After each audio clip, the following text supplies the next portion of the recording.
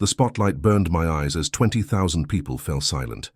My hand trembled against the microphone, that old Timex still ticking on my wrist, the same watch they'd snickered at just hours before. The CEO's arm around my shoulder felt surreal, his voice echoing through the arena. "This man built everything you see here." I looked out at the sea of faces, some stunned, others ashamed, and felt 50 years of invisible labor finally seen. But how I got to this moment, that's a story nobody expected. My name is Earl Hutchinson, and I'm 72 years old. For most people, that means retirement, grandchildren, maybe a fishing boat. For me, it meant watching everything I'd built with my bare hands get handed to someone else while I stood in the corner, invisible. The marble floors of Morrison Industries headquarters always made my work boots sound like gunshots. Click. Each step echoing through the pristine lobby while executives in $1,000 shoes glided past like ghosts, their Italian leather silent against stone that cost more than most people's cars. I checked my watch, 6:47 a.m. The old Timex with its scratched face and worn leather band had been keeping perfect time for 23 years, just like I'd been keeping perfect time for this company. But nobody looked at my watch and thought reliable.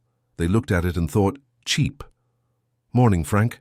Sandra, the receptionist, gave me her usual warm smile. She was one of the few who remembered when this lobby was just concrete and exposed pipes, back when I was laying the foundation for what would become a billion-dollar empire. "Morning, Sandy. Coffee ready. Fresh pot, just like you taught me," she winked. "None of that fancy stuff they serve upstairs." I poured myself a cup from the break room, the same routine I'd followed for decades. Black coffee in a ceramic mug that had seen better years, standing by the window that overlooked the production floor where it all began.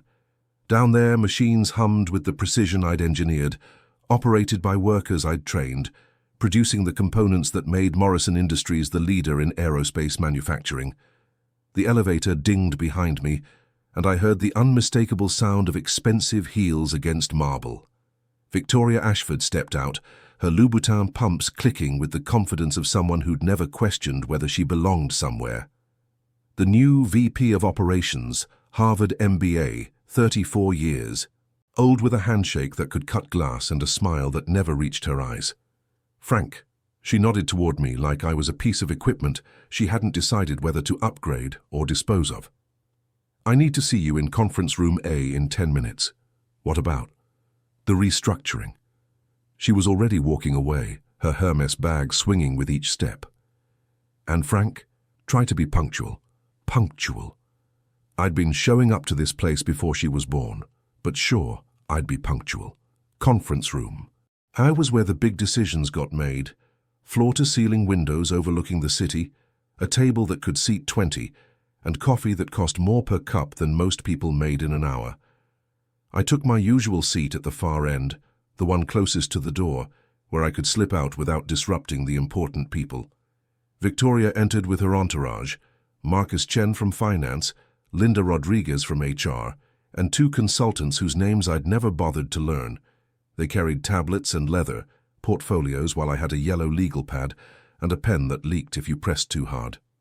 "Frank, as you know, we're implementing some changes to improve efficiency and reduce redundancy." Victoria's voice was crisp, professional, the kind of tone you'd use to discuss quarterly projections or weather patterns. "Your role as senior maintenance supervisor is being evolved, like I was some primitive species that needed to adapt or die. The board has decided to consolidate your responsibilities under the new facilities management structure. You'll report to Derek Patterson, who will be joining us from Peterson & Associates." I felt something cold settle in my stomach. Derek Patterson was 28 years old, with an engineering degree and no calluses on his hands. He'd probably never held a wrench, let alone rebuilt an entire production line during a 3-day weekend to meet a military contract deadline. "What about my team?" "Your team will be reassigned based on their individual performance metrics." Marcus spoke without looking up from his tablet. "We're confident this restructuring will optimize operational efficiency." Optimize, another word for making me disappear. "And my office?" Victoria's smile could have cut steel. "Derek will need the space for his expanded responsibilities. We've prepared a workspace for you in Building C." Building C. where they stored old equipment and filed paperwork that would never see daylight again, where windows faced the parking lot instead of the production floor, and the coffee came from a vending machine that ate quarters like a slot machine with trust issues. I looked down at my watch. The second hand swept past the 12, steady as always, reliable, undervalued, easy to ignore until something broke and you needed it fixed. "Is there anything else?" I asked. "Actually, yes." Victoria leaned forward, her manicured fingers interlaced. "There's going to be a company celebration next Friday. Morrison Industries' 50th anniversary. The whole board will be there, plus some major investors and clients. It's black tie." She paused, and I could see her calculating something behind those sharp blue eyes. "Now, Frank, we want you to feel included, but we also want to make sure everyone feels comfortable. Perhaps it would be best if you kept a low profile, maybe helped with logistics, made sure everything ran smoothly behind the scenes. You're so good at that. Behind the scenes, invisible. The way I'd been for the last 30 years while other people took credit for the innovations I'd developed, the problems I'd solved, the crises I'd prevented." I stood up, the legs of my chair scraping against polished concrete. "I'll think about it." As I walked toward the door, I heard Linda Rodriguez whisper something to Victoria. The only word I caught was pathetic, followed by a soft laugh that made my teeth clench. The elevator ride down felt longer than usual. The reflection of the polished steel doors, I saw what they saw. An old man in work clothes wearing a cheap watch, taking up space in a world that had moved on without him. But they didn't see the blueprints in my head, the solutions I'd engineered when everyone else gave up, the foundation I'd laid for everything they took for granted. As the doors opened on the ground floor, my phone buzzed. A text from my son, Michael. "Hey, Dad, how's the new position treating you?" I stared at the message, then at my watch. The second hand kept moving just like it always had. Reliable, steady, unimpressed by the opinions of people who confused price with value. I typed back, still ticking. But as I walked back to my coffee and my window overlooking the production floor, I couldn't shake the feeling that something was about to change, something bigger than Victoria Ashford's restructuring plans or Derek Patterson's fresh engineering degree, something that would remind everyone exactly who built the foundation they were standing on. I just didn't know it would start with a phone call that would arrive in exactly 47 minutes from a number I hadn't seen in 25 years.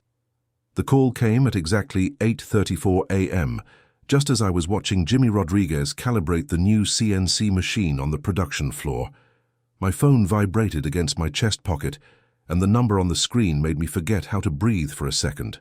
555 847 2901, Los Angeles area code. I hadn't seen that number in 25 years, but it was burned into my memory like a scar. The last time Robert Morrison called me directly, his father had just died, and he was 27 years old, trying to figure out how to run a company that was hemorrhaging money faster than a punctured fuel tank. Earl Hutchinson. I kept my voice steady, professional. Like I wasn't talking to the man whose empire I'd helped build from a 2-car garage in Riverside. Frank. His voice was older now, weathered by decades of board meetings and congressional hearings, but I could still hear the kid who used to sit in my workshop asking 1,000 questions about torque specifications and metal fatigue. "I know this is unexpected. It's been a while, Rob." A pause. In the background, I could hear the hum of what sounded like a private jet. Robert Morrison didn't fly commercial anymore, hadn't for at least a decade. When you're worth $12 billion, you don't wait in airport security lines with the rest of us. "I need to see you, Frank, today. I'm working." "No, you're being pushed out. I know about Victoria's restructuring plan. I know about Derek Patterson and Building C." His voice carried the same quiet intensity I remembered from the early days, when he'd stay up all night in the lab because he couldn't let go of a problem. "I also know it's bullshit." My grip tightened on the phone. "How do you—" "Because I've been watching, Frank. I've been watching for years." Something shifted in his tone, like a door opening in a room I'd thought was locked forever. "Pack a bag. My plane lands at Municipal Airport in 3 hours. We're going to Los Angeles." "Rob, I can't just—" "Frank." The The name came out soft, almost vulnerable. Do you remember what you told me the night my father died, when I was sitting in that garage convinced I was going to lose everything? I remembered. October 15th, 1999. Robert Morrison Sr. had dropped dead of a heart attack during a board meeting, leaving behind a company with $18 million in debt and a son who'd studied business theory but had never held a wrench. I'd found Rob at midnight, sitting on the concrete floor next to the prototype for what would become our breakthrough hydraulic system, holding a bottle of whiskey and a letter from the bank. You said the only difference between a machine that works and a machine that doesn't is whether someone gives a damn enough to fix it. His voice carried across the phone line like he was sitting right next to me. You said I wasn't broken, just calibrated wrong. That was a long time ago. Was it wrong? I watched Jimmy finish the calibration, his movements precise and confident. I'd taught him those movements, shown him how to feel the machine's rhythm through his fingertips. In 6 months, Derek Patterson would probably replace Jimmy with someone younger, cheaper, less experienced. Someone who'd follow optimization protocols instead of listening to what the machine was trying to. Say us no, I said. It wasn't wrong. Then pack your bag, Frank. It's time to recalibrate. The line went dead. I stood there for a long moment, phone still pressed to my ear, trying to process what had just happened. The Robert Morrison had called me personally. Not through an assistant, not through Victoria's office, but directly. Like the old days when we'd work side by side until 3 in the morning, solving problems that the engineers said were impossible. My hands were shaking slightly as I walked back to my desk. The workspace in the corner of the production floor wasn't much. A metal desk, 2 file cabinets, and a computer that took 5 minutes to boot up. But it had been mine for 15 years. Photos of successful projects lined the wall. The hydraulic system that revolutionized aircraft landing gear, the composite manufacturing process that cut production costs by 40%, the safety modifications that saved 3 lives during that explosion in Building 2. In every photo, I was either in the background or cropped out entirely. I opened my desk drawer and pulled out the small leather portfolio I'd carried since 1985. Inside were copies of every patent application, every innovation report, every breakthrough that had turned Morrison Industries from a struggling machine shop into an aerospace giant. All documented, all signed, all credited to other people. My phone buzzed again. A text from Rob. Bring the portfolio.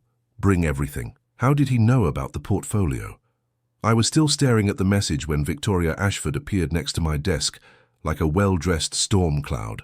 Her tablet was clutched against her chest, and her smile had that particular sharpness that meant someone was about to get fired. Frank, I need you to sign these transition documents. Nothing major, just formalizing the handover to Derek. She placed 3 sheets of paper on my desk, with the delicate precision of someone handling toxic waste. HR needs them processed before lunch. I glanced at the documents. Standard corporate language, lots of whereas and heretofore, but the bottom line was clear. I was agreeing to transfer all operational knowledge, proprietary insights, and institutional memory to Derek Patterson, effectively signing away 30 years of accumulated expertise for the privilege of keeping my job in Building C. What if I don't sign? Victoria's laugh was like ice cracking. Frank, you're 72 years old. Where else are you going to go? Boeing, Lockheed? They've got mandatory retirement at 65. She leaned closer, her perfume sharp and expensive. This is the best offer you're going to get. Don't let pride ruin what little time you have left. What little time I have left. I looked at my watch. The second hand swept past the 12 again, steady and reliable. In 2 hours and 15 minutes, I'd be on a private jet with the man who'd built an empire on the foundation I'd helped him lay. The man who'd apparently been watching while his own company slowly erased me from history. I need to think about it. There's nothing to think about, Frank. The decision's been made. Victoria's voice carried the finality of a gavel. Derek starts Monday. You can make this easy or hard, but either way it's happening. She turned to walk away, then stopped. Oh, and Frank, about the anniversary celebration next Friday. We've decided it might be better if you didn't attend. We want to keep the focus on the future, not the past. The future, as if the future existed without a foundation, as if everything they were celebrating had materialized out of thin air instead of being built with concrete and steel and the sweat of people they'd rather forget. After she left, I sat at my desk for a long time listening to the rhythm of the production floor, machines humming with the precision I'd calibrated, workers following procedures I'd written, products rolling off assembly lines I'd designed. The heartbeat of a company that was trying to surgically remove me like a tumor. I picked up the pen and looked at the transition documents. 3 signatures and 30 years of my life would officially belong to Derek Patterson. 3 signatures, and I'd disappear into Building C like a ghost haunting its own funeral. Instead, I opened my computer and typed out an email to Victoria Ashford. Ms. Ashford, I'll need to review these documents with my attorney before signing. Please, allow 7-10 business days for proper evaluation. Regards, Earl Hutchinson. I hit send, then started packing my portfolio. My phone buzzed one more time as I walked toward the exit. Another text from Rob. Earl, whatever they offered you to stay quiet, I'll triple it. But that's not why you're coming. You're coming because it's time to build something new. As I pushed through the glass doors into the parking lot, I realized I was smiling for the first time in months. Behind me, Morrison. Industries hummed with the efficiency of a machine that thought it could run without the man who'd built it. They were about to learn the difference between running and working. Municipal Airport looked exactly like what it was, a place where rich people landed without having to deal with the inconvenience of poor people. 3 hangars, a single runway, and a terminal building that was smaller than most McDonald's. I parked my 15-year-old Toyota between a Tesla and a Porsche. The contrast, so absurd it was almost funny. The Gulfstream G650 sat on the tarmac like a sleeping predator, its white fuselage gleaming in the afternoon sun. 25 years ago, Robert Morrison couldn't afford a bus ticket to Los Angeles. Now he owned a plane that cost more than most people would see in 10 lifetimes. I walked across the tarmac, carrying my overnight bag and the leather portfolio, feeling like an imposter in my work clothes and scuffed boots. The flight attendant, blonde, polished, with the kind of smile that came from expensive dental work, greeted me at the stairs. Mr. Morrison? Mr. Morrison is waiting for you in the cabin. The interior was all cream leather and dark wood, with seats that looked more like furniture than airplane equipment. Soft jazz played from hidden speakers, and the air smelled like leather conditioner and money. At the far end of the cabin, Robert Morrison sat behind a mahogany desk, typing on a laptop that probably cost more than my monthly salary.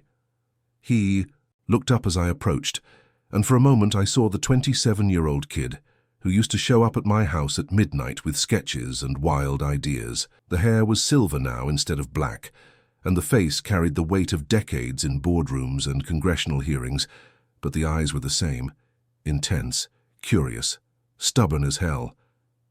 Frank. He stood up, extending his hand. You look good. You look rich. He laughed, actually laughed, and it was the same sound I remembered from late nights in the workshop when we'd finally crack a problem that had been driving us crazy for weeks. Still no bullshit. I missed that. We shook hands, and his grip was firm, calloused in a way that surprised me. Most billionaires I'd seen on TV had soft hands, manicured and smooth. Robert's hands still remembered work. Sit down, Frank, we need to talk.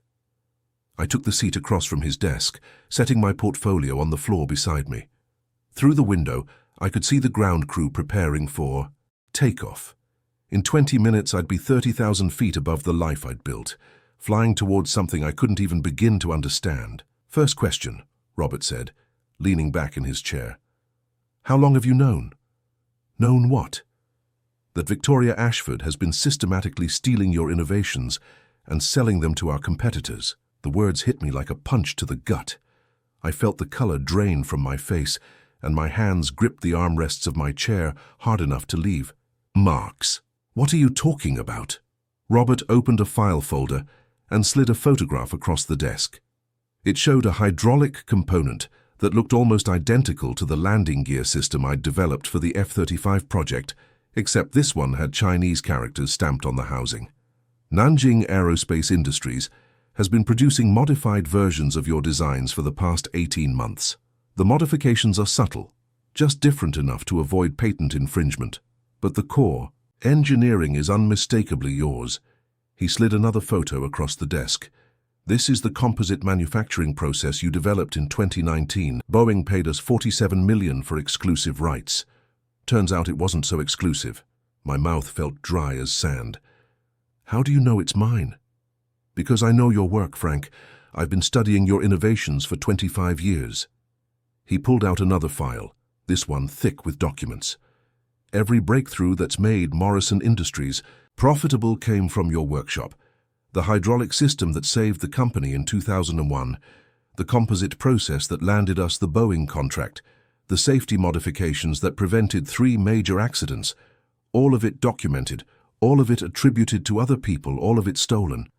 I opened my mouth to argue, then closed it, because he was right, and we both knew it. Victoria Ashford has been feeding your designs to foreign competitors through a consulting firm in Singapore. She gets a cut of every sale, and our competitors get cutting-edge technology at a fraction of the research cost. Robert's voice was calm, matter of fact. He was discussing the weather. She's been doing it for 3 years. Why haven't you stopped her? Because I needed proof, and I needed you out of Morrison Industries before I could move. The plane started to taxi, and I felt the familiar sensation of acceleration, of leaving the ground behind. But this time, it felt like leaving gravity itself. You knew about the restructuring. I orchestrated it. I stared at him, trying to process what I'd just heard. You what? Frank, I've been trying to get you back for 10 years. Every time I've called the company, asked about you, made suggestions about your role, Victoria has blocked it. She's convinced the board that you're dead weight, an old man who can't adapt to modern technology. He leaned forward, his eyes intense. She's been protecting her operation by marginalizing you. Every innovation you've developed in the last 5 years has been immediately copied and sold before we could even file the patents. The pieces started falling into place like tumblers in a lock. The rushed project deadlines that never made sense. The patent applications that disappeared into legal review and never emerged. The way Victoria always seemed to know exactly what I was working on before I'd even submitted my reports. How long have you known? I started suspecting 2 years ago, when Boeing told me they'd seen our composite technology at a trade show in Shanghai. I hired a private investigation firm to track the leak. They traced it back to Victoria's consulting operation last month.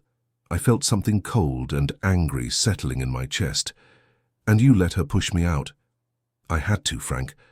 As long as you were inside Morrison Industries, she had access to everything you created. The only way to stop the bleeding was to get you out of her reach. He paused, watching my face, carefully. But that was never the end game. What's the end game? Robert Morrison smiled, and it was the same smile I remembered from 25 years ago when he'd figured out how to solve an impossible problem. We're going to destroy her, Frank, completely and publicly. And then we're going to build something new. He opened his laptop and turned it toward me. On the screen was a PowerPoint presentation titled Morrison Industries 50th Anniversary Celebration.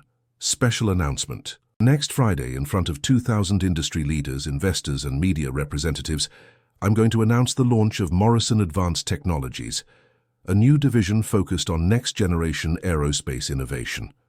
He clicked to the next slide, and I saw my own face staring back at me, with Earl Hutchinson as Chief Technology Officer and equal partner. The title felt surreal. Chief Technology Officer. After 30 years of being invisible, overlooked, credited as an afterthought. Rob, I appreciate the gesture, but it's not a gesture, Frank, it's justice. He closed the laptop and looked at me directly. You know what Morrison Industries is worth today? $12 billion. You know what it was worth when my father died? Negative 18 million. Everything, every breakthrough, every innovation, every technology that turned this company into an empire came from your mind and your hands. I looked down at my watch. The second hand, swept past the 12, reliable as always. But for the first time in years, I wasn't thinking about time. I was thinking about justice. What about Victoria? What about her? She'll fight this. She'll claim the innovations were collaborative efforts, team projects. She'll have documentation. Robert's smile turned sharp as a blade. Frank, do you remember what you told me about the difference between a machine that works and a machine that doesn't? whether someone gives a damn enough to fix it. Victoria Ashford has been running a broken machine for 3 years, stealing innovations instead of creating them. Tomorrow, we're going to show the world what happens when someone finally gives a damn enough to fix it. The plane leveled off at cruising altitude, and I could see the country spread out below us like a blueprint. Somewhere down there, Victoria Ashford was probably celebrating her successful restructuring, convinced she'd solved the Earl Hutchinson problem once and for all.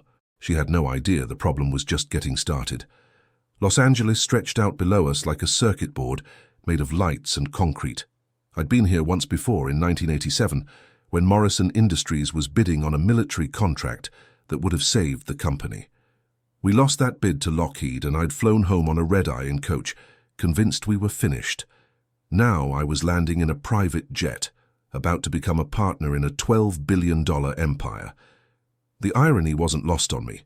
"Frank," Robert closed his laptop and leaned forward, "I need you to understand something. What we're about to do isn't just about Victoria Ashford, it's about changing how this entire industry works."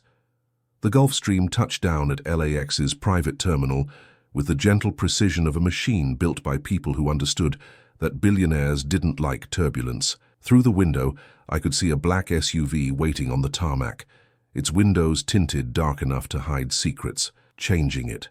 How? The aerospace industry runs on institutional knowledge, the kind of expertise that takes decades to develop. But companies like Morrison Industries have spent the last 20 years systematically eliminating the people who built that knowledge, replacing them with MBA consultants who think innovation comes from PowerPoint presentations. He stood up as the plane came to a stop. "We're going to prove them wrong."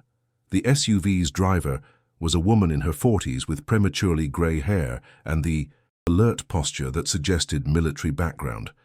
She nodded respectfully as we approached, opening the rear door without a word. "Frank, meet Sarah Chen, former Air Force Intelligence, now head of corporate security for Morrison Advanced Technologies." I shook her hand, firm grip, calloused palms. "The division that doesn't exist yet." "Oh, it exists," Sarah said, climbing into the driver's seat. "We've been planning this for 18 months. The anniversary announcement is just making it public." As we pulled onto the 405, Robert opened a tablet and showed me a series of documents. Patents, technical specifications, financial projections, all bearing the Morrison Advanced Technologies logo and my name as lead engineer. "These are the innovations Victoria's been stealing, but what she doesn't know is that you've been holding back the best stuff." He swiped to a new page. "The variable geometry hydraulic system, the self-healing composite matrix, the adaptive control algorithms. She's never seen any of it because you never submitted the reports." He was right. For the past 3 years, every time I'd developed something genuinely revolutionary, I'd kept it to myself. Call it intuition, call it paranoia, but something had told me not to trust the corporate approval process. I'd documented everything in my personal files, tested prototypes in my home workshop, refined the concepts until they were perfect. "How do you know about my personal projects?" "Because I've been watching, Frank. Not spying, watching. The way you'd watch a master craftsman work, trying to learn something." Robert's voice carried a note of something that might have been reverence. Every patent application that mysteriously disappeared from Morrison Industries' legal department ended up on my desk within 48 hours. Every innovation report that got buried in bureaucracy found its way to me. "I've been collecting your work for years, waiting for the right moment to use it." The SUV turned onto Wilshire Boulevard, passing through neighborhoods where a monthly parking space cost more than most people's rent. But I wasn't thinking about Los Angeles real estate. I was thinking about 3 years of late nights in my garage, building prototypes that no one would ever see, solving problems that no one had asked me to solve. "You've been building a case. I've been building an arsenal," Robert corrected. "Tomorrow morning, we're filing patent applications for 47 innovations that will revolutionize aerospace manufacturing. All in your name, all assigned to Morrison Advanced Technologies, all documented with prototypes and test data that predate Victoria's theft operation by months or years." We pulled into the underground garage of a glass tower that rose into the smog like a crystal spear. The Morrison Industries Los Angeles office, corporate headquarters for the West Coast operations. I'd never been inside this building, but I'd helped design half the key technology that paid for it. The elevator ride to the 52nd floor was silent, except for the soft hum of machinery. When the doors opened, I found myself in a workspace that looked more like a laboratory than an office. Clean lines, natural light, workbenches equipped with precision tools, and walls covered with technical drawings that made my heart race.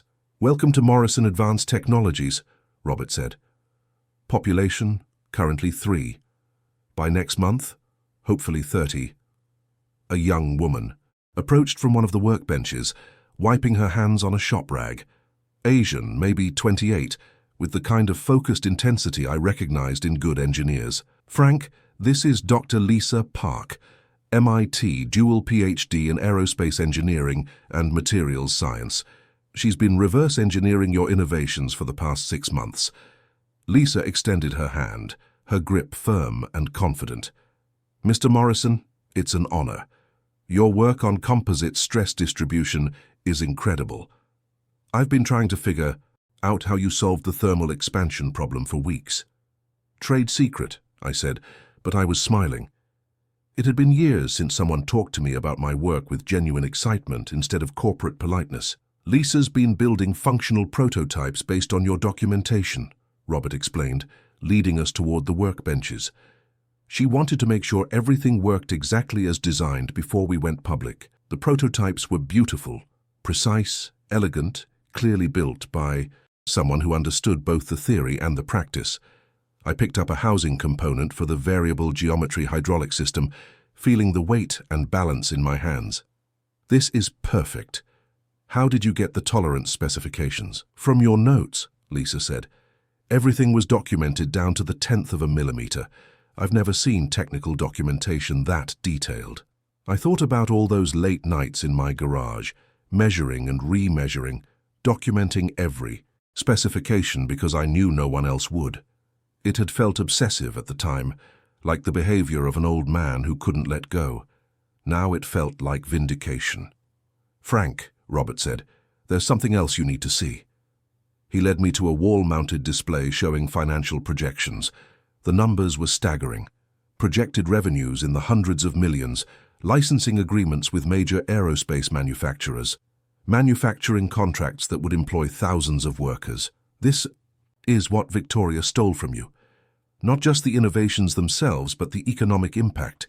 Conservative estimates put the value of your stolen intellectual property at $4 billion over the next decade. $4 billion.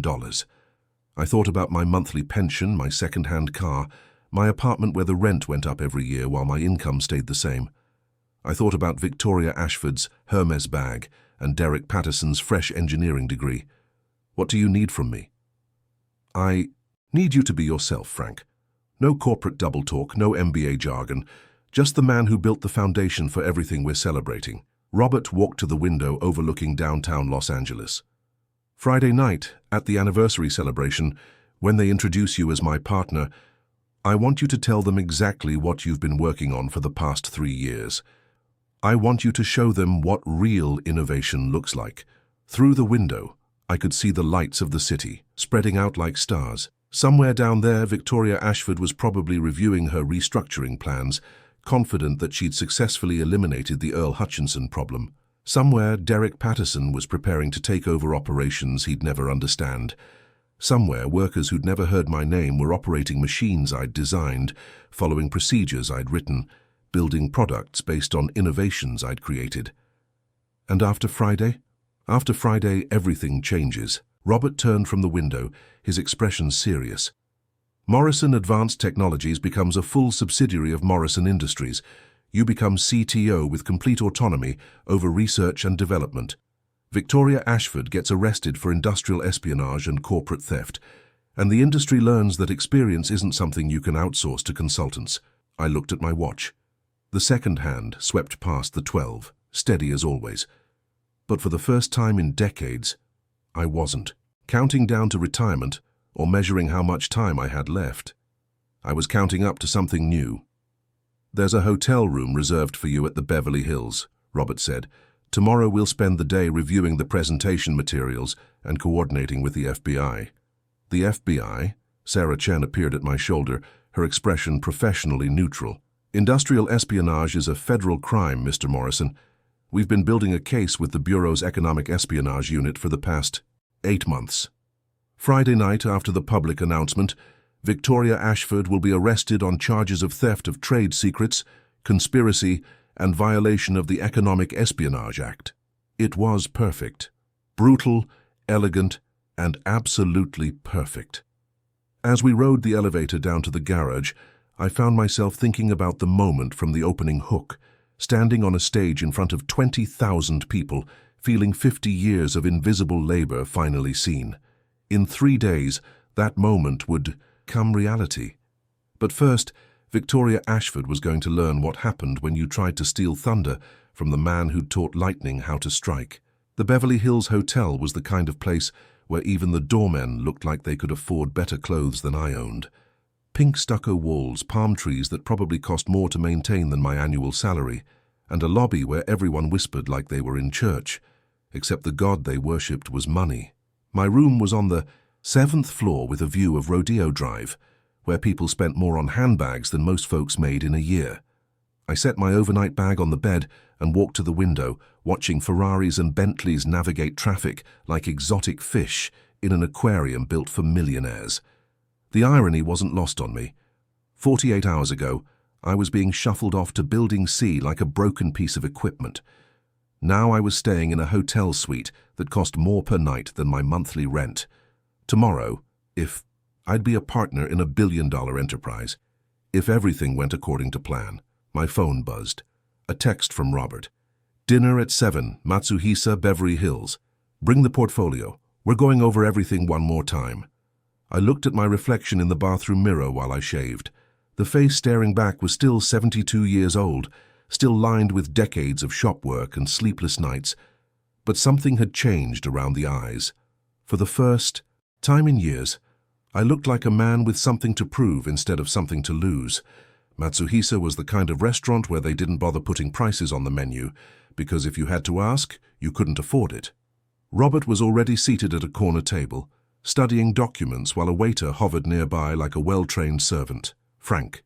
He stood up as I approached, gesturing to the chair across from him. You clean up nice. I'd put on my one good suit, navy blue, bought for, my wife's funeral 8 years ago and worn maybe 3 times since. It felt strange, formal, like wearing a costume for a play I'd never auditioned for. Rob, I need to ask you something. Shoot. Why now? You could have done this 10 years ago, 5 years ago. Why wait until they pushed me out completely? Robert set down his menu and looked at me directly.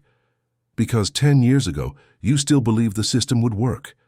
You still thought that good work would be recognized, that loyalty would be rewarded, that innovation would speak for itself. He paused as the waiter filled our water glasses. I needed you angry, Frank. I needed you ready to burn the whole thing down and build something better. The waiter approached with the reverence of someone serving communion. Robert ordered for both of us, something expensive involving bluefin tuna and Wagyu beef that I'd never heard of but didn't question. In this world, questioning the menu was probably considered bad form. Let me show you something, Robert said, pulling out his tablet. This morning, Victoria Ashford held a staff meeting to announce the final phases of her restructuring plan. He turned the screen toward me, showing what looked like a corporate organizational chart. My name was nowhere on it. In my place, under Derek Patterson's supervision, were 3 junior engineers I'd trained myself: Jimmy Rodriguez, Patricia Chen, and Michael Torres. Good kids, all of them, but none with more than 5 years experience. She's planning to cut 40% of the senior engineering staff by Christmas. Anyone over 55 is considered redundant to future operational efficiency. Robert's voice carried the disgust of someone who understood that operational efficiency meant destroying the institutional knowledge that kept companies competitive. I thought about Jimmy Rodriguez, who'd just figured out how to calibrate the new CNC machines, Patricia Chen, who was 3 courses away from finishing her engineering degree at night school, Michael Torres, who'd been supporting his disabled mother while working full-time and raising 2 kids. She's going to destroy the place. She's going to try. But here's what she doesn't know. Robert swiped to a new screen showing a document marked Confidential FBI Economic Crimes Unit. We've been recording her conversations with the Singapore consulting firm for the past 6 weeks. Phone calls, emails, encrypted chat messages, everything. The documents were damning. Detailed discussions about which innovations to steal next, how to modify designs just enough to avoid patent infringement, how to time the theft to maximize market impact. Victoria's voice, clear as day, discussing my work like it was inventory in a warehouse. She thinks she's untouchable, I said. She thought she was untouchable. Past tense. Robert closed the tablet and leaned back in his chair. Tomorrow the FBI finalizes the warrant. Friday night she gets arrested on live television in front of 2,000 industry leaders. The waiter arrived with our appetizers, something artfully arranged that looked more like sculpture than food. I took a bite and tried to focus on the flavor instead of the image of Victoria Ashford in handcuffs. What about Derek Patterson? Derek Patterson is a convenient idiot. He'll probably keep his job, but he'll be working for you instead of replacing you. Robert smiled. Assuming you want to keep him. I thought. About Derek's fresh engineering degree and complete lack of calluses. We'll see. Frank, there's something else you need to know about Friday night. Robert's expression turned serious. This isn't just a company anniversary celebration. It's the largest aerospace industry gathering of the year. Boeing, Lockheed, Northrop Grumman, Raytheon, every major player will be there. When I announce Morrison Advanced Technologies and introduce you as my partner, we're not just making a corporate statement. We're declaring war on the way this entire industry operates. The weight of that statement settled on me like gravity. For 30 years, I'd been an invisible cog in a machine that ground up experience and spat out profit margins. Friday night, I'd be standing in front of the people who'd built that machine, telling them it was broken. Are you ready for that? Robert asked. I looked down at my watch. The second hand swept past the 12, reliable as always. But reliability wasn't the only thing that mattered anymore. Sometimes you had to stop keeping time and start making it. I've been ready for 30 years. Good, because we're going to change everything. Robert raised his water glass in a toast. To Earl Hutchinson, the man who built the future and finally gets to own it. We clinked glasses and I felt something shift inside my chest. Not hope, exactly. Hope was too fragile for what was coming. This was certainty. The cold, hard certainty of a machine that had been properly calibrated and was finally ready to run. After dinner, Robert walked me back to the hotel through streets that hummed with the quiet energy of serious money.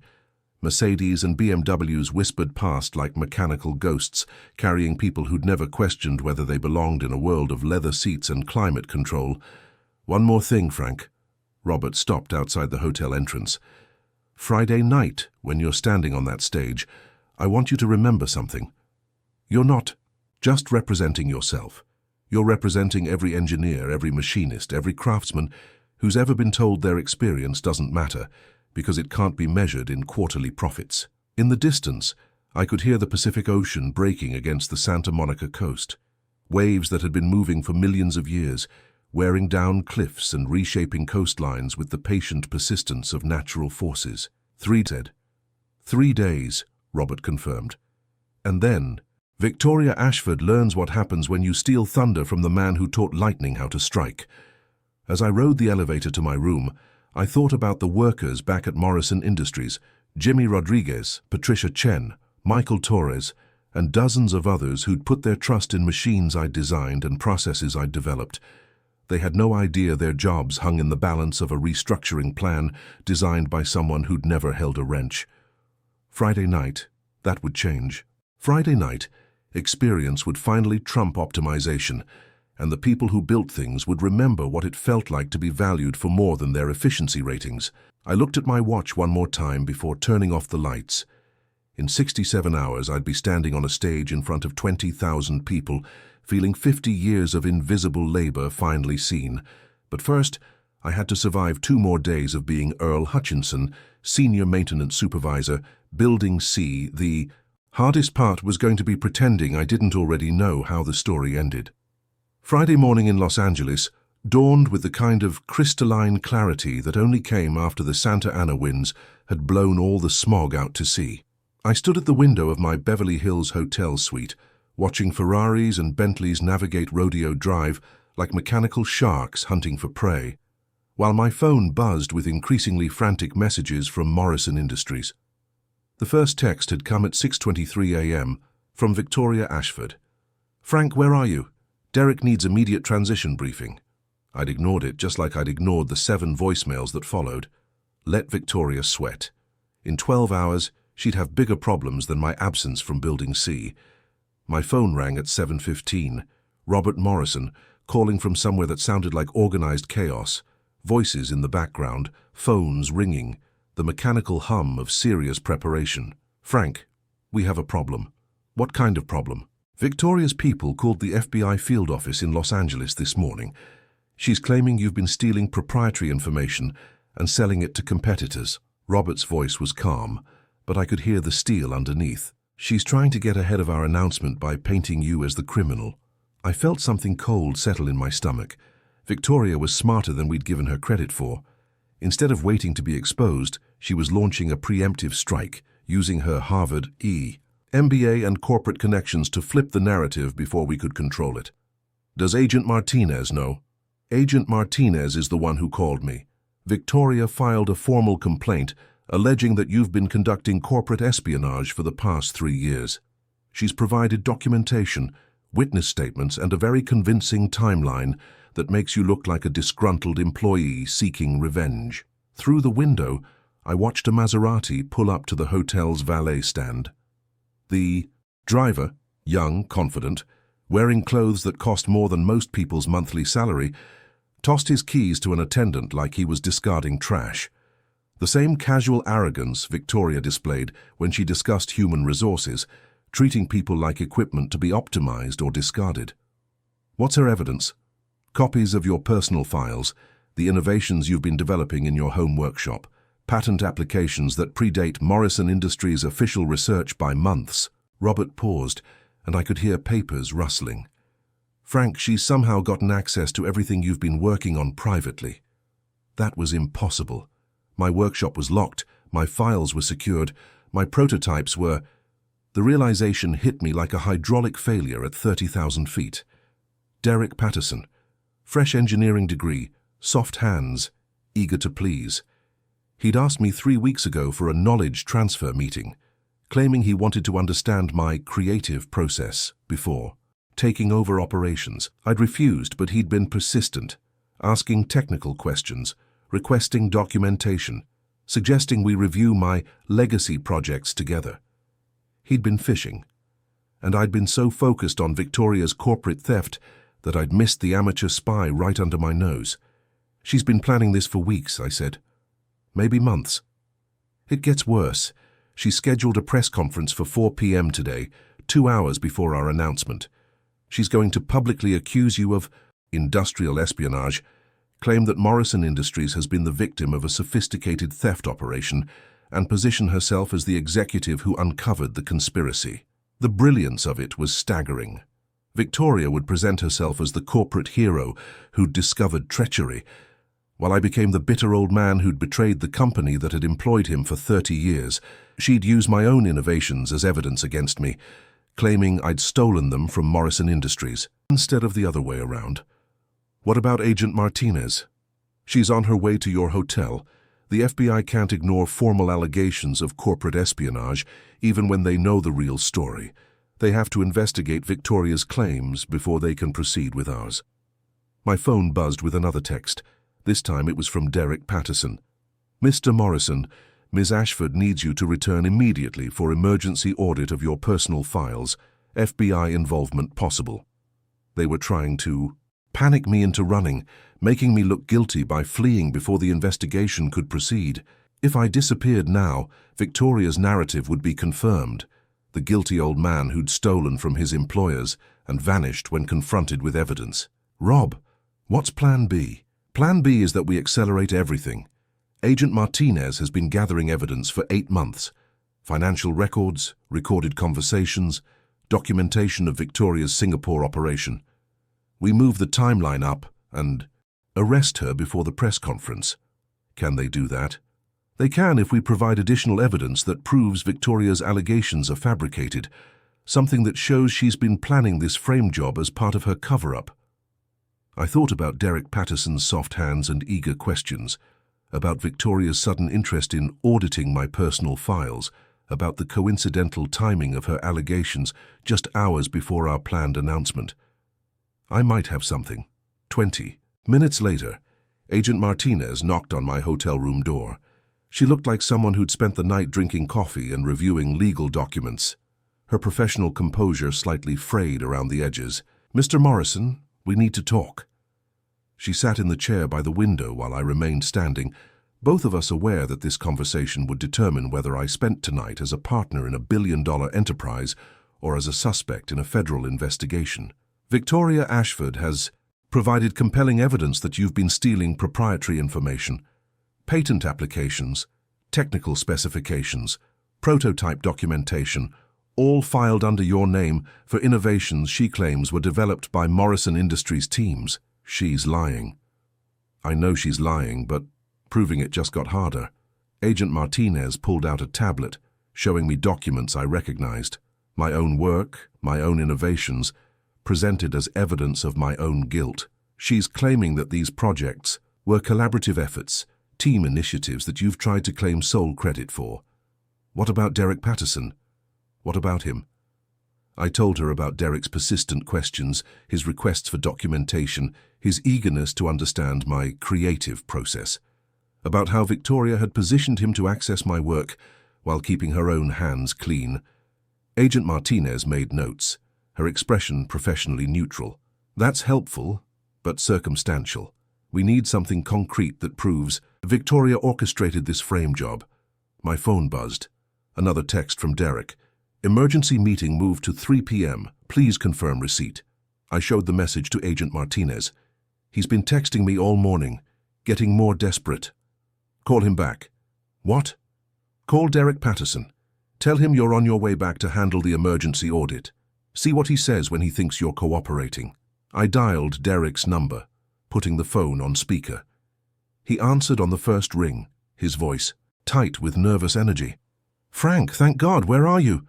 "Los Angeles, business meeting. I got your messages about the emergency audit. You need to get back here immediately. Victoria found irregularities in your personal project files. She thinks you might have been, well, she's concerned about intellectual property issues." "What kind of irregularities?" "Patent applications that don't match our internal development timeline. Prototypes that seem to predate our official research. She's saying it looks like you've been developing technologies independently and trying to claim credit for company innovations." Agent Martinez gestured for me to keep him talking. "Derek, those are my personal projects. I developed them in my own time, in my own workshop." That's what I told her.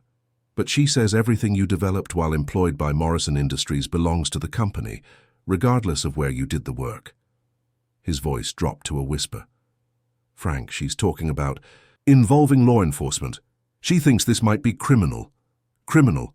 Industrial espionage, theft of trade secrets. She has documentation going back 3 years showing a pattern, well, of you developing innovations that should have belonged to the company." Agent Martinez was typing rapidly on her tablet, recording everything. This was it. Derek inadvertently confessing to Victoria's plan, revealing how she'd built her case using my own work against me. "Derek, can I ask you something? How did Victoria get access to my personal files?" A long pause. When Derek spoke again, his voice was barely audible.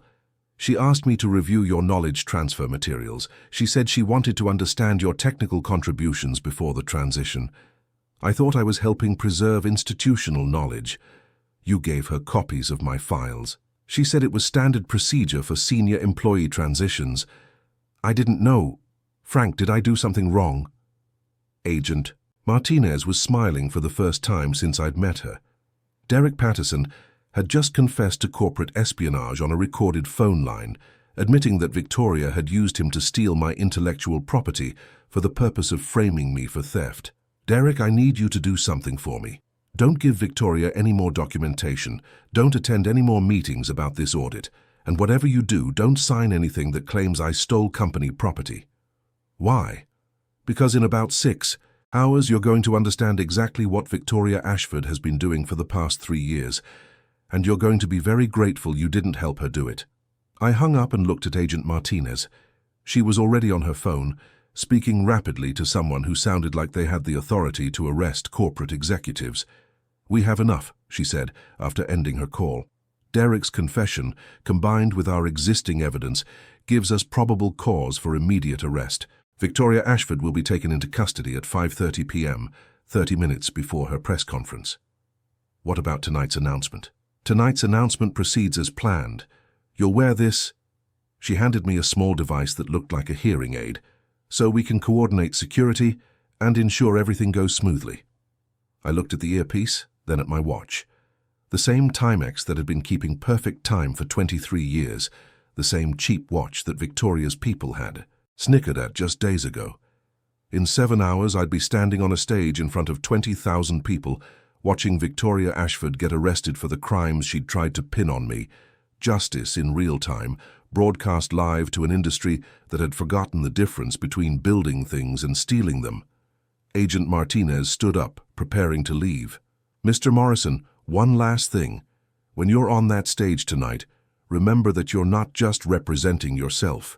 You're representing everyone who's ever been told their experience doesn't matter because it can't be measured in quarterly profits." As she walked to the door, I realized this was no longer about recognition or vindication. This was about accountability, holding someone responsible for systematic theft, for destroying careers, for treating human expertise like inventory to be sold to the highest bidder. Victoria Ashford had made one fatal mistake. She'd assumed that framing an innocent man was easier than facing justice for her own crimes. Tonight she'd learned the difference. The Los Angeles Convention Center glittered like a mechanical constellation against the Friday night sky. 20,000 aerospace industry leaders, investors, and media representatives filled the main hall, their conversations creating a low hum of power and money that could probably be heard from orbit. Diamond earrings caught spotlight reflections, while titanium cufflinks glinted against $1,000 shirts. This was where the future of flight got decided, where billion-dollar contracts were born, where careers were made and destroyed with handshakes that moved faster than sound. I stood in the wings wearing my one good suit, the same navy blue I'd worn to my wife's funeral 8 years ago, watching Victoria Ashford work the crowd like a conductor, leading a symphony of greed. Her black evening gown probably cost more than my car, and she moved through the gathering with the confidence of someone who'd never questioned whether she belonged in a room full of people who confused price with value. She had no idea that FBI agents were positioned throughout the crowd, waiting for the signal that would end her career and start the rest of her life in federal prison. "Frank."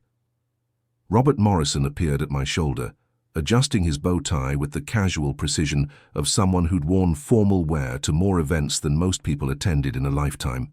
"You ready for this?" I checked my watch. The scratched Timex with its worn leather band that had been keeping perfect time for 23 years. 8:47 p.m. In 13 minutes, I'd walk onto that stage as Robert's equal partner, and 30 years of invisible labor would finally become visible to everyone who mattered. I've been ready since 1994. Good, because what we're about to do isn't just about Victoria Ashford. It's about changing how this entire industry values the people who actually build things. Robert's voice carried the quiet intensity I remembered from the early days. "When I announce Morrison Advanced Technologies tonight, we're not just revealing a new division. We're declaring war on the idea that experience can be optimized away." Through the wings, I could see the massive video screens flanking the stage, currently displaying a montage of Morrison Industries' greatest achievements over the past 50 years. Aircraft landing gear that had prevented thousands of accidents, composite materials that had revolutionized aerospace manufacturing, safety systems that had saved countless lives, all of it built on innovations I'd developed, credited to other people, celebrated by an industry that had systematically erased me from its own history. Night, that changed. Agent Martinez's voice crackled through my earpiece, a discreet unit that looked like a hearing aid to anyone who wasn't paying close attention. "Target is moving toward the stage area. Victoria's positioning herself for maximum more visibility during the announcement." Perfect. Victoria wanted to be seen accepting congratulations for Morrison Industries' success, basking in the reflected glory of innovations she'd stolen and sold to competitors.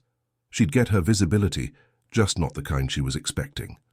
"Ladies and gentlemen," the MC's voice boomed through the convention center, cutting through 20,000 conversations like a blade through silk. "Please welcome the chairman and CEO of Morrison Industries, Robert." Morrison. The applause was thunderous, respectful, the kind of sound that meant serious money and serious power. Robert walked onto the stage with the confident stride of someone who'd addressed crowds like this hundreds of times, but I could see the subtle tension in his shoulders. This wasn't just another corporate presentation. This was Judgment Day. 50 years ago, Robert began, his voice carrying clearly through the arena. Morrison Industries was a failing machine shop in Riverside, California. My father had a vision, but visions don't build companies, people build companies. Specifically, people who understand that innovation comes from experience, not from algorithms. I watched Victoria in the front row, her smile perfectly maintained, despite the slight shift in Robert's tone. She probably thought this was standard corporate rhetoric, the kind of inspirational nonsense that CEOs delivered at anniversary celebrations. She had no idea she was listening to her own obituary. "Tonight, I want to tell you about the man who built everything you see around you, the man whose innovations saved this company, revolutionized this industry, and created technologies that have protected millions of lives." Robert paused, letting the silence build. "Unfortunately, that man has been systematically erased from our corporate history by people who confused theft with innovation." A murmur rippled through the crowd. This wasn't the celebration they'd expected. The media, representatives were suddenly paying closer attention, cameras focusing with the sharp precision of predators sensing blood. Victoria's smile faltered. "Ladies and gentlemen, I'd like you to meet the real genius behind Morrison Industries' success, the man whose intellectual property has been stolen and sold to our competitors for the past 3 years, the man who's been pushed toward retirement while his innovations generated billions in revenue for thieves." Robert turned toward the wings, extending his hand. "Earl Hutchinson, my partner, my friend, and the craftsman who taught me that the only difference between a machine that works and a machine that doesn't is whether someone gives a damn enough to fix it." The spotlight hit me like lightning as I walked onto the stage, and for a moment I was blind. 20,000 faces blurred into a sea of expectation and confusion. Some of these people knew my name from patent applications. Others had benefited from technologies I'd developed. Most had never heard of me at all. I looked out at the crowd, then down at my watch, the same Timex that Victoria's people had snickered at just days ago. The same cheap timepiece that had kept perfect time while billion-dollar companies crumbled around corporate strategies that confused efficiency with value. "Good evening." My voice was steady, amplified through speakers that carried my words to every corner of the arena. "My name is Earl Hutchinson, and for 30 years I've been invisible." Another murmur, this one sharper. Victoria was on her feet now, her face pale under the stage lights. "I've watched my innovations get stolen by people who thought expertise was something you could buy instead of earn. I've seen my life's work credited to consultants who couldn't rebuild a carburetor, let alone revolutionize aerospace manufacturing." I paused, looking directly at Victoria. "I've been pushed toward retirement by people who confused my cheap watch with cheap work." The crowd was completely silent now, 20,000 people holding their breath while I spoke truths that had been buried under corporate lies for decades. But here's what those people never understood. This watch— I held up my wrist, letting the cameras focus on the scratched Timex— has been keeping perfect time for 23 years. It's reliable, durable, and built by people who understood that value isn't measured by price tags. Agent Martinez's voice whispered in my earpiece, "Go signal. In 30 seconds. Just like the innovations that built Morrison Industries, the hydraulic systems that prevent aircraft accidents, the composite materials that make flight safer and more efficient, the control algorithms that turn machines into thinking systems, all of it developed by people who cared more about solving problems than optimizing profit margins." Victoria was moving toward the exit now, her survival instincts finally overriding her corporate arrogance. But FBI agents were positioned at every exit, and her expensive evening gown wouldn't help her run very far in designer heels. Unfortunately, Some people in this industry have confused innovation with theft. They've taken technologies developed by craftsmen and sold them to competitors, believing that nobody would notice because the craftsmen were invisible. Robert stepped forward, his voice carrying across the arena. Ladies and gentlemen, I'm proud to announce the launch of Morrison Advanced Technologies, a new division dedicated to next-generation aerospace innovation, with Earl Hutchinson as Chief Technology Officer and equal partner. The applause started slowly, then built as the crowd processed what they'd just heard. The invisible man was invisible no more. The cheap watch belonged to an equal partner in a $12 billion empire. Go, go, go! Agent Martinez's voice was sharp and professional. Across the arena, FBI agents moved with coordinated precision. Victoria Ashford found herself surrounded near the main exit, her evening gown a stark contrast to the tactical gear of federal agents who'd been planning this moment for months. Victoria Ashford, Agent Martinez's voice carried through the arena's sound system. You're under arrest for industrial espionage, theft of trade secrets, and violation of the Economic Espionage Act. The crowd erupted. Cameras flashed like strobe lights. Media representatives shouted questions, while FBI agents led Victoria away in handcuffs, her corporate confidence finally crumbling under the weight of federal indictments. I stood on the stage, watching justice happen in real time, broadcast live to an industry that had forgotten the difference between building things and stealing them. Somewhere in the crowd, aerospace executives were probably calculating how much stolen technology they'd unknowingly purchased. Somewhere else, engineering teams were realizing that their competitive advantages had been built on theft. Frank, Robert's voice was soft, meant only for me despite the thousands of people watching. How does it feel to be visible? I looked down at my watch one final time. The second hand swept past the 12, steady as always, reliable, valuable, finally recognized for what it had always been. Like 30 years of patience just paid off. The applause continued as we walked off stage together. Two partners in an enterprise built on innovation instead of theft, experience instead of algorithms, craftsmanship instead of corporate optimization. Behind us, the Morrison Industries logo faded from the video screens, replaced by the new emblem of Morrison Advanced Technologies. As we reached the wings, my phone buzzed with a text from Jimmy Rodriguez. Mr. Morrison, just saw the announcement on the news. Does this mean our jobs are safe? I typed back, your jobs are safe, Jimmy, and Monday morning, you're all getting raises. 30 years of invisible labor, finally visible to everyone who mattered. Victoria Ashford would spend the next 25 years in federal prison, learning that theft wasn't a sustainable business model. Derek Patterson would probably keep his job, but he'd be working for me instead of replacing me. And somewhere in Building C, there was an empty workspace where they'd planned to store me like broken equipment until I aged out of usefulness. I checked my watch again, 9:23 p.m.